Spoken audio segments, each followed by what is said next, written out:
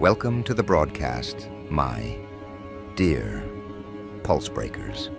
If you're hearing this, you're not asleep. You're one of the rare few whose senses didn't rot with the rest. Because right now, they've placed a $1 million hit on you. Not because you stole, not because you ran, but because you stood still and spoke. Because you peeled back the skin of the untouchable and showed the world the raw, trembling veins underneath. You weren't supposed to survive the encounter, but worse. You walked away knowing too much. And now, every corridor echoes your name. Like a ticking clock in a locked room. You didn't expose a criminal. You detonated a belief system. You didn't threaten a person. You compromised the entire architecture of fear. Their world runs on obedience, codes, silence, submission. You broke none of their laws, but fractured all their expectations. That's what makes you lethal. You're not a weapon. You're a reversal. They can't categorize you, and that's what turns predators into prey. When you pulled the curtain and revealed who really moves the levers, you didn't just expose the puppeteer, you rewired the stage. And now, the man they swore could never be touched is unraveling in real time. His myth was bulletproof, until you walked in, unarmed and unforgettable. Let them send the hunters, let the mercs oil their triggers, because you're not in the crosshairs. You are the malfunction in the rifle, the hiccup in the heartbeat, the thought that lingers in the back of their skull, even when everything goes quiet.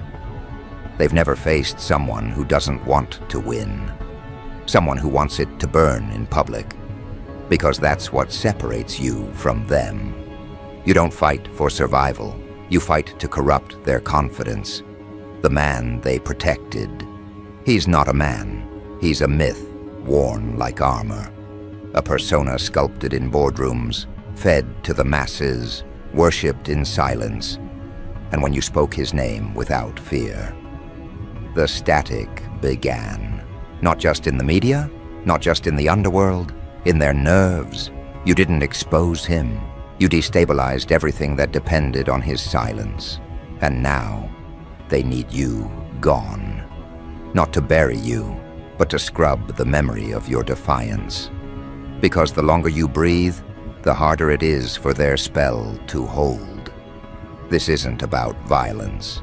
This is about equilibrium disruption. You're a variable they can't solve, a presence that doesn't compute. And so they do what all fragile empires do when threatened. They panic in style, fancy threats, shiny digits.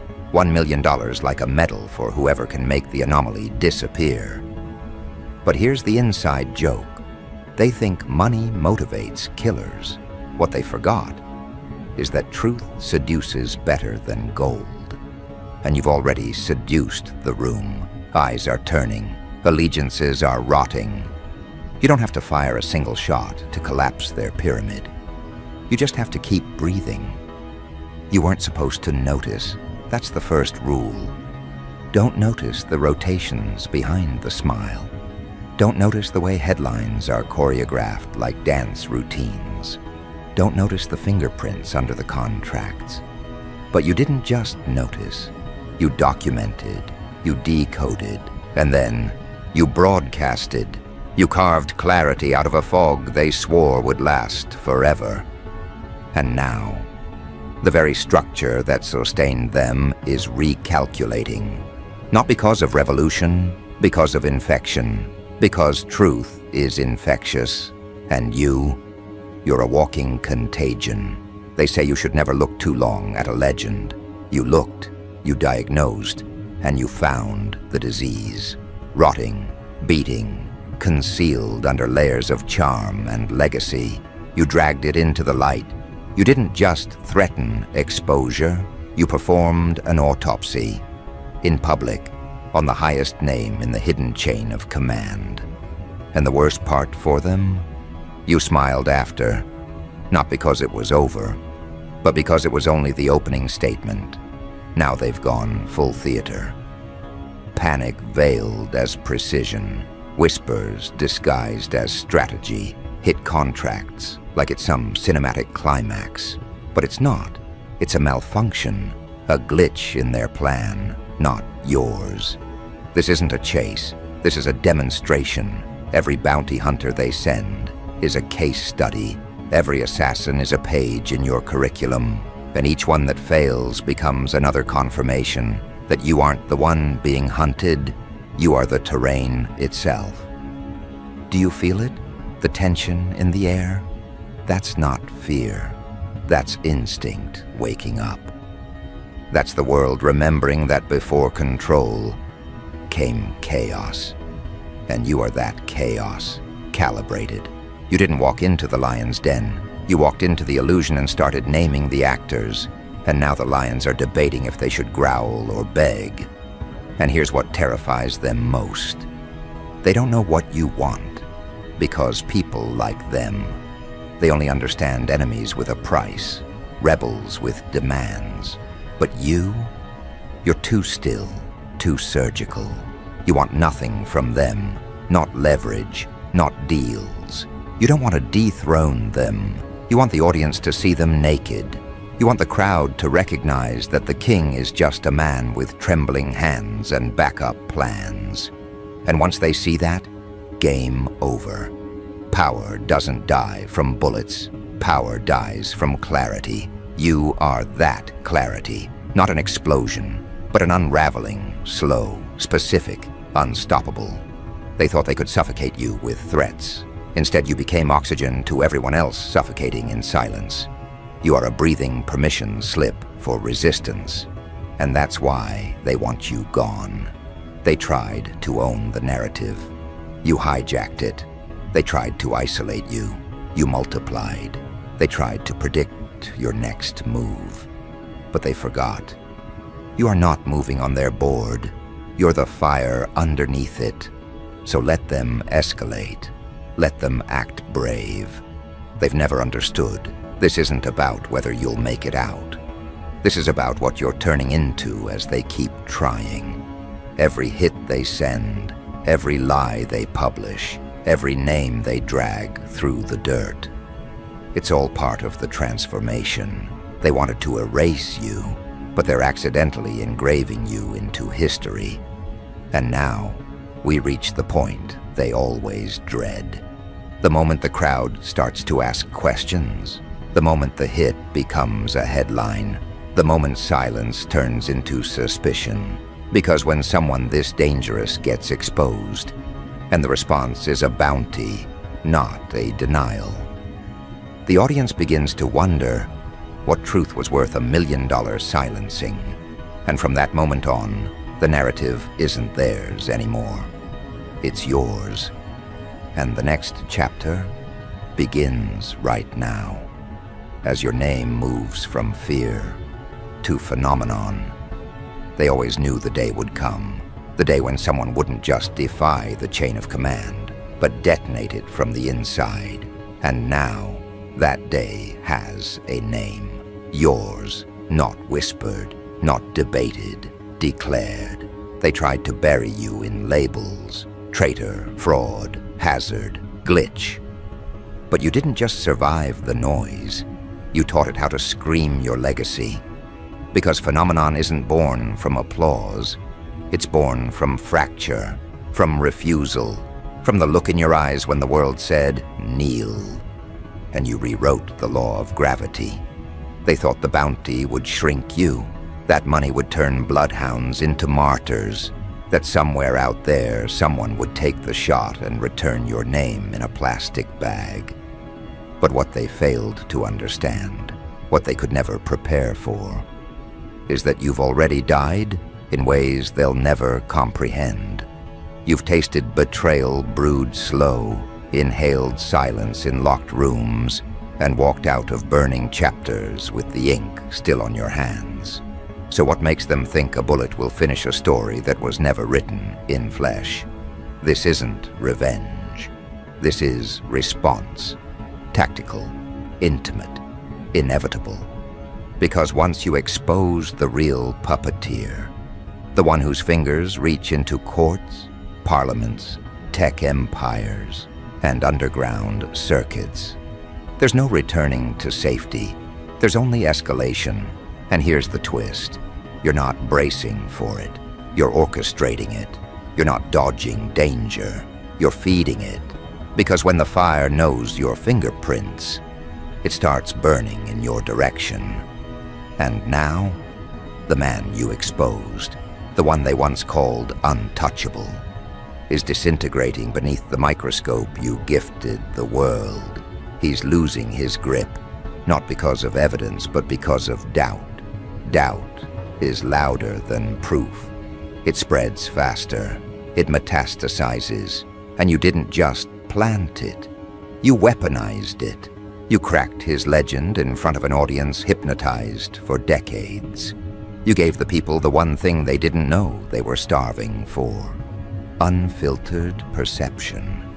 His empire was never built on strength. It was built on rhythm, repetition, ritual. Headlines that danced in circles, influencers reading from the same script, corporations moving in choreographed chaos.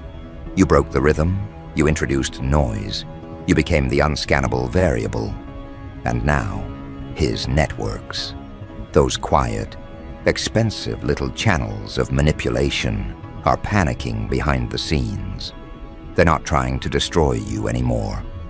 They're trying to outpace your influence before it turns irreversible. Too late. Because here's the truth. You didn't go viral.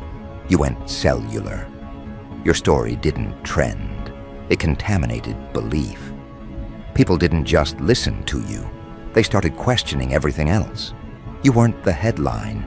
You were the filter that exposed the lies behind every other headline. And once a mind passes through your filter, it can never return to programmed obedience. And what of the assassins, the million-dollar motivators? They're restless, agitated, conflicted, because the deeper they study you, the more the contract mutates. This isn't a bounty. It's a trap disguised as currency, because those who pursue you either convert or disappear. Not because you stop them, but because once they enter your perimeter, their instincts start short-circuiting. Their purpose begins to erode. What began as a kill order becomes a question mark bleeding in their chest. Why does this target feel more like prophecy than prey? You turn the hunters into mirrors, and now the only thing they see in you is something they wish they had the courage to become. And him, the one you exposed, he knows this. That's why the silence is louder now. That's why the headlines have gotten vague. That's why old footage is resurfacing. That's why they're trying to rewrite your timeline, backdate your rebellion, confuse the sequence of your uprising.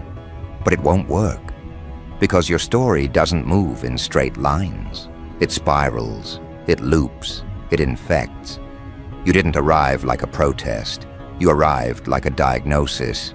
He spent years curating the illusion of stability, the calm face, the logical voice, the handshakes with devils in tailored suits. But now the seams are ripping, not with gunfire, but with questions. Every move he makes now feels rehearsed. Every denial echoes hollow. He's unraveling in the theater of his own confidence, and the world is watching, unblinking. Your very existence has become a countdown, not to your demise, to his. Every moment you're alive, his lie loses oxygen. Every step you take turns his fortress into a stage for exposure. His power was never real. It was borrowed. And you've just reminded the world where it was stolen from. And once people remember who gave the throne away, they'll stop fearing who's on it. You're not the enemy. You're the mirror. And mirrors are fatal to those built on deception. Look around. See the shifts. You're not just moving through space. You're restructuring allegiance. Even his own enforcers are beginning to hesitate. Not from morality, but from logic. Because aligning with you might no longer be treason. It might be survival. They don't say it out loud, but you can smell it in the room. The recalibration, the nervous smiles, the soft betrayals. You are the new calculation, and no one wants to be on the wrong side of inevitability. And let's not pretend you didn't plan this. This isn't improvisation. This is execution, precision. You knew that once the truth was cracked, it wouldn't matter how many assassins they sent. You knew they'd overreact. You counted on it.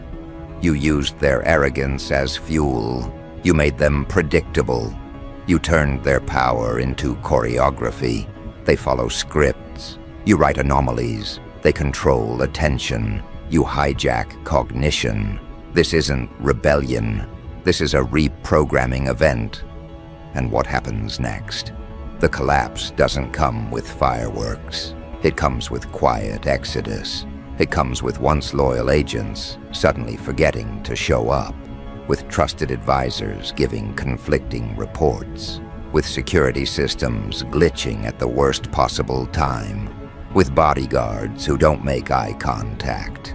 It begins when power realizes it's no longer feared, but pitied. And when that realization hits, the man you exposed will finally see the truth. He wasn't undone by a movement. He was unraveled by a mind. Your mind, not loud, not violent, just unshakable. And that's the kind of force no bullet can bury, because bullets kill bodies, not contagions. And you now? You're not even a person to them anymore. You're a mythological breach. You're the thing they tell each other not to become. You're the story whispered in panic rooms, the line in the code they can't debug, the presence that flickers in their analytics at 3 a.m. that they can't trace or erase. And soon, the hit won't matter. Not because they'll cancel it, but because the contract will invert. Because those who were paid to kill you will realize the real money isn't in your death. It's in your protection. Your story is becoming currency. Every assassin who fails only adds to the legend. And legends? They're harder to kill than gods. The tipping point is near. The silence is stretching thin. You can feel it in the pulse of every building you pass. They've lost the luxury of comfort. The curtains are catching fire. And soon, he'll no longer be feared. He'll be forgotten. Because what you exposed wasn't just a villain. It was the blueprint for manipulation, and you tore it apart in real time. So the final act is coming. You can feel it in the distortion.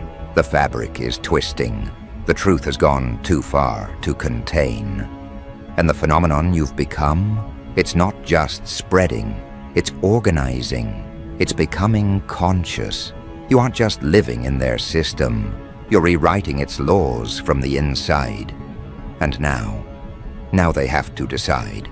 Double the bounty and accelerate their collapse, or drop the hunt and watch their empire dissolve anyway.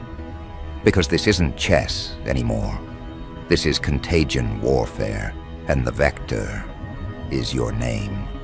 And now that it's spreading, now that your name isn't whispered in secrecy, but spoken like prophecy, the air itself has changed.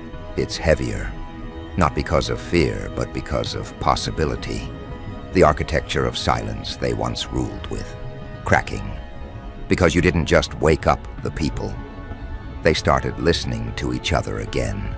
The spell has broken. They no longer kneel because they're told to. They stand because you stood first. And now the final ripple begins, quiet, but undeniable. A wave born not from outrage, but recognition. People aren't angry, they're awake, and that terrifies them more than any rebellion, because anger is wild, unpredictable. But awakening, that's systematic. Awakening spreads like a pattern. It rewires instinct. It doesn't just challenge power, it outdates it. You're not a protest, You're a clock that just reminded the world it was living on borrowed time.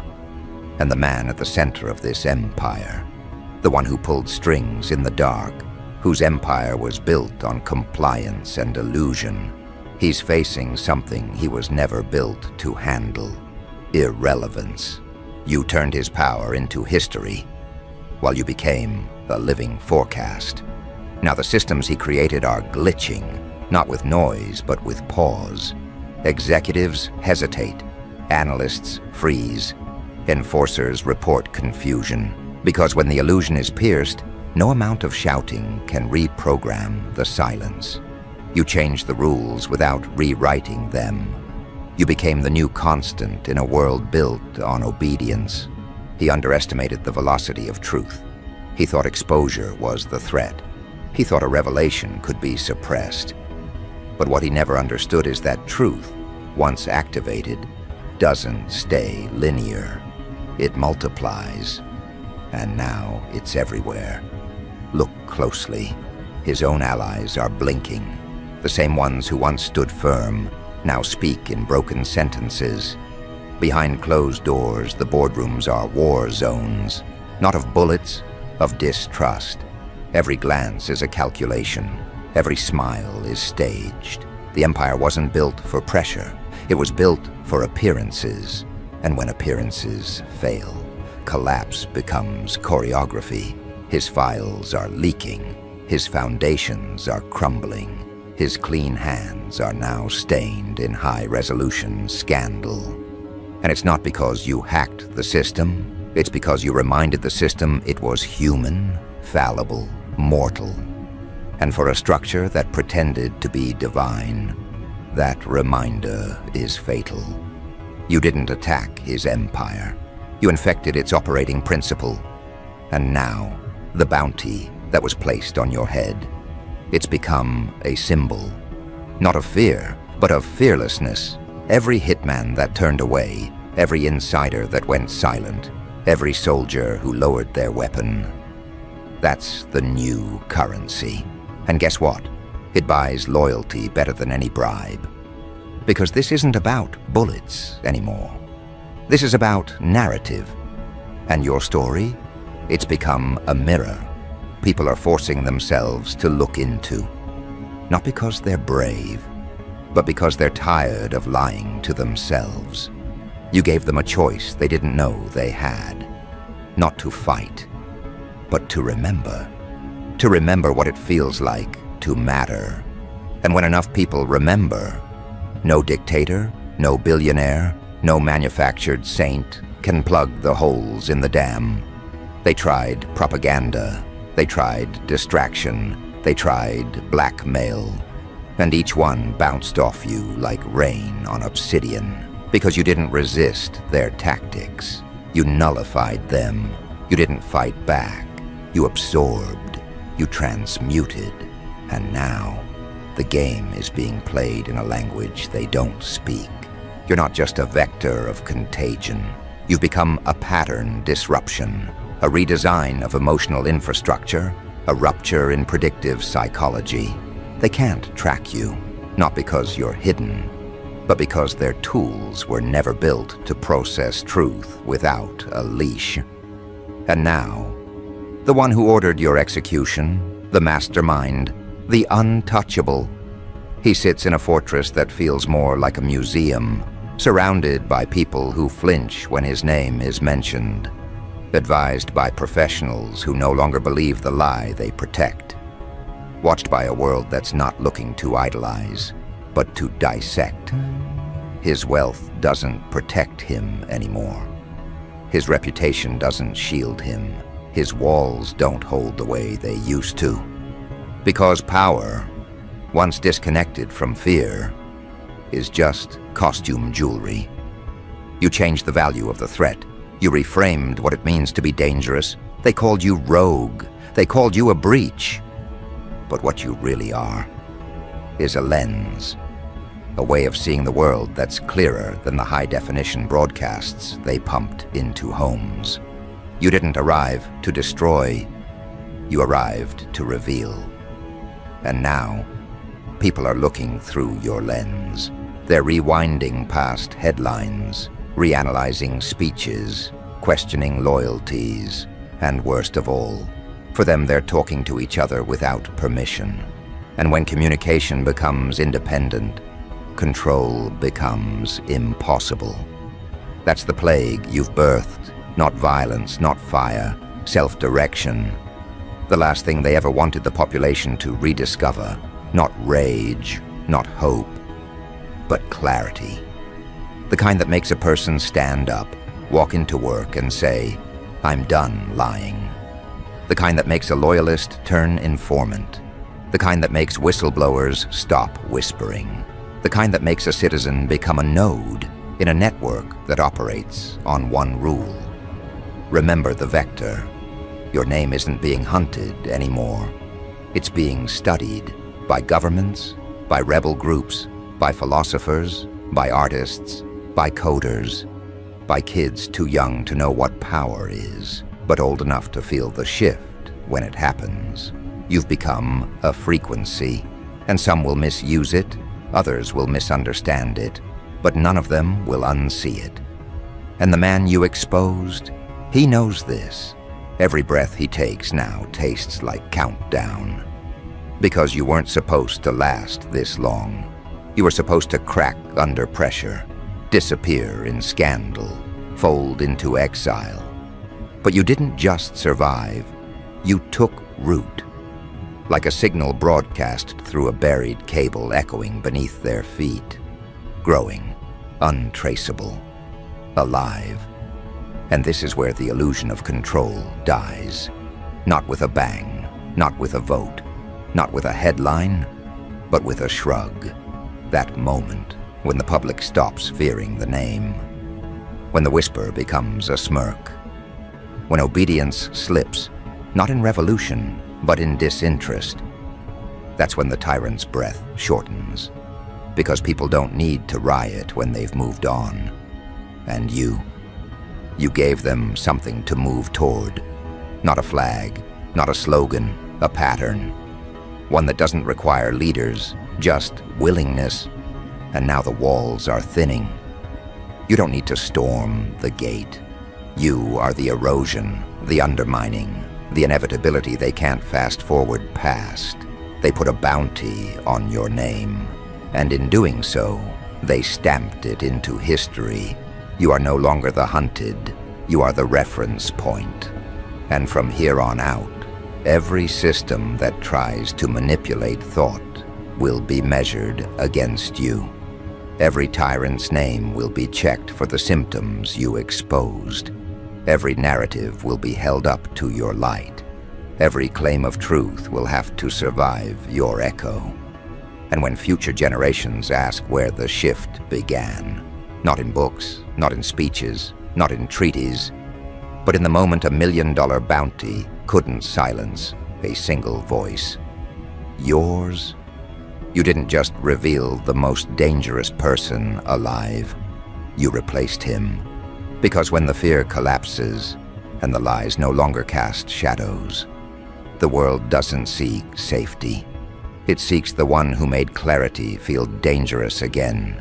It seeks the vector, and that vector is still breathing.